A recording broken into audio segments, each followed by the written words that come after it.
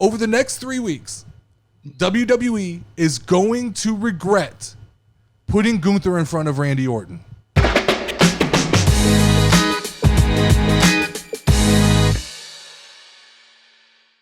100%. He erases everything that makes Gunther special. 100%. Like, you could put Gunther in front of anybody else, and Gunther's bell to bell stands out. The one guy you can't put Gunther in front of is Randy Orton's better bell to bell. I don't care what people. Randy Orton, one of the best from bell to bell. Yep. And Randy Orton, size wise, dude, he makes Gunther look normal. Mm-hmm. Gunther typically has a presence, but yesterday when I saw them stand face to face, I'm like, oh shit, Randy's big. Yeah. I forget how big Randy is. So Randy standing face to face with Gunther makes him look normal. Like I said, better bell to bell. So Gunther's not going to out wrestle him. He could chop him, but Orton's going to talk circles around him. It's apparent. Like if they, like you said, these builds for Gunther are going to be painful until he figures out what the shtick is. And he has a theme that he can stick to. And even if it's very scripted and heavily written for him, they've got to figure out the tone that Gunther needs to speak in order, because you said it, he fumbled the ball last night. Like, we've been playing up to this joke about the snooze general, but like, you talk about giving what we're saying credibility, he felt so lost. Talking to Randy Orton. Almost like he had a list of bullet points, and Randy is a little bit fluid and kind of, and Gunther's like, you didn't say what you were supposed to say. Now what do I do? It just really feels like, to me, the only way this works, and I don't think Randy's the kind of guy to do this, Randy Orton almost has to dumb himself down in order for Gunther to come off as kind of the alpha, because you need the heel to be the alpha. But I'm going, Randy's the fucking man, and Gunther kind of looks like a lost little puppy to me. Yeah, it's just the promo. It's just like saying that Randy's he's come up short before, and he's not lived up to his promise. It's on the doorstep of breaking the record. Where has he come up short? Bro, he's won so many world titles. He's done everything in the business, and you're just now a one-time world champion. Yes. And you're talking like that was a disconnect for me.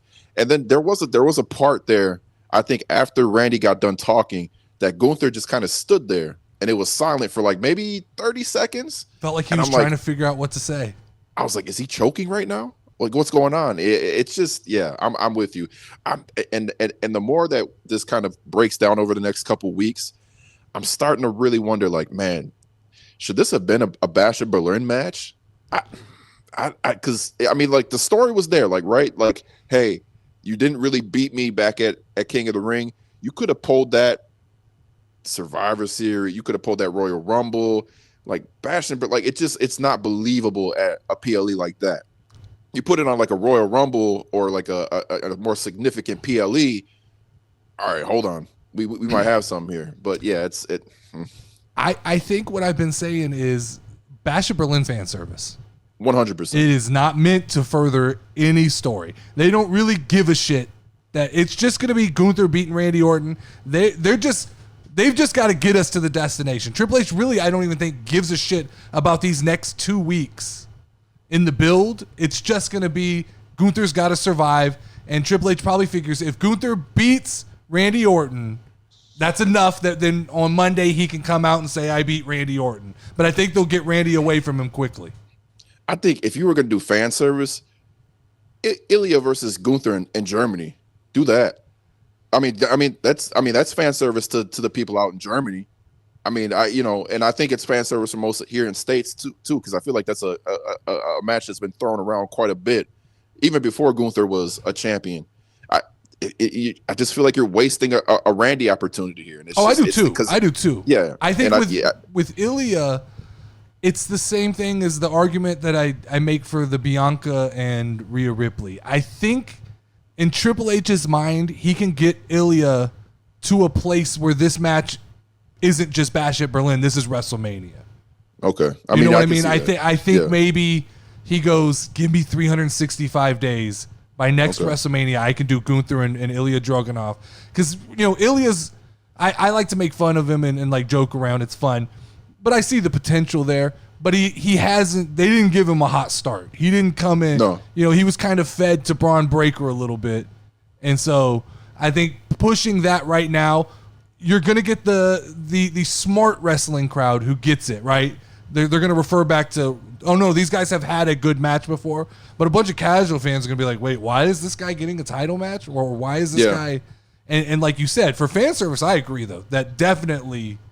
That is the match. I don't know, Mike. I think a big part of this is Triple H shot his load at SummerSlam, and then was just like, "Fuck, we gotta keep making wrestling." And because if you look at both of the main event matches with Cody and KO and Randy and Gunther, they're both kind of admissions that we didn't have anything ready to go after that, and I think they're admissions that like we added bad blood, and that's where we want a bunch of the payoff.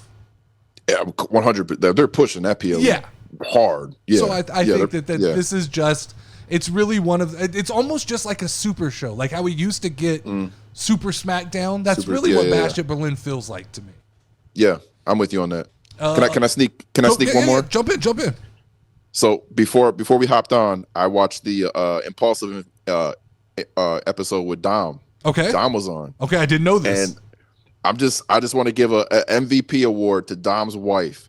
He went on Impulsive and said his wife is 100% fine with everything that's going on.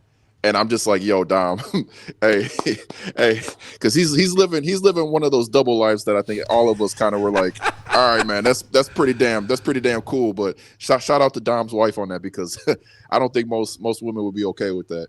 Yeah, the money's probably speaking. Well, I mean, 100%. Dom is set up to get a huge payday. Oh my God. I like to make fun of him and talk shit, but he has embraced the character. Because I was always afraid that Dom thought he was something he wasn't. Yeah. That he thought he needed to be Rey Mysterio. Instead, he's embraced this, like, the chicken tendies. I saw people complaining, like, there's so many things Dom could have said to sound like a man. I was like, no, that's exactly what you want Dominic Mysterio to say, is not to reference, like, Rhea Ripley flirting with Jey Uso or making threats. You want it to be about with him, like, you didn't give me fucking enough chicken tenders. Yeah. The child play. Yes. Yeah. And I'm with you. Like, shout out to his wife for being cool with it, because it's creating, like, he is creating a spot for himself in wrestling that is unlike anything we've seen in a long, long time. And that is the kind of like weasel heel that we get these dominant heels that are like Brock Lesnar. We haven't had a good, just sneaky kind of greasy heel like him. He's definitely good at what he does. Yeah, 100%. 100%. Alyssa said, I saw something I was going to read. JD from NY said, Cody Rhodes is too predictable. Stale title reign. What is wrong with him? Do not loss anytime soon. Beat Roman Reigns. Hold title. What? Whoa. People, strokes again, guys. We got to slow down when we type. I don't usually go off of anything JD from NY says.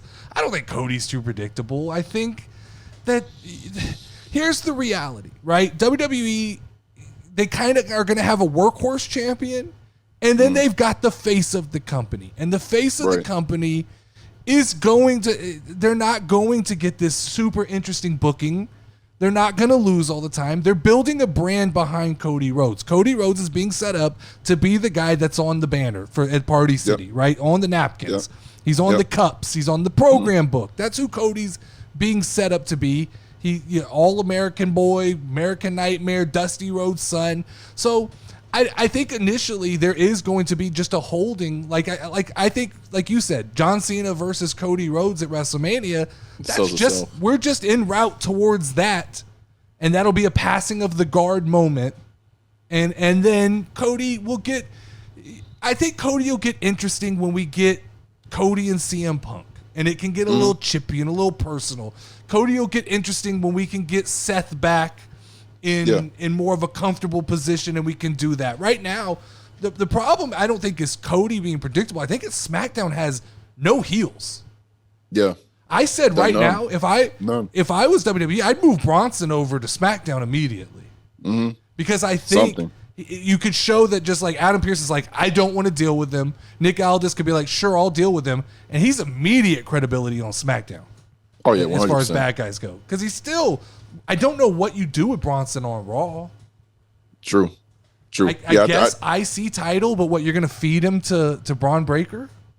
Yeah, I don't know what the trajectory is for him. I mean, going back to Cody, you know, Cody's the modern day Cena. Yeah, right. That's all he is. And Roman is the modern day Undertaker, right? Yeah. Like, that's fair. Very fair. He's not going to make the appearances. He's going to be more kept, you know, in the back and personal, you know, private. And it's an Cody's event the guy every time Roman shows up. Yeah. So that's kind of my view on it. Yeah, I'm with you 100%. I think that was a great analogy for them.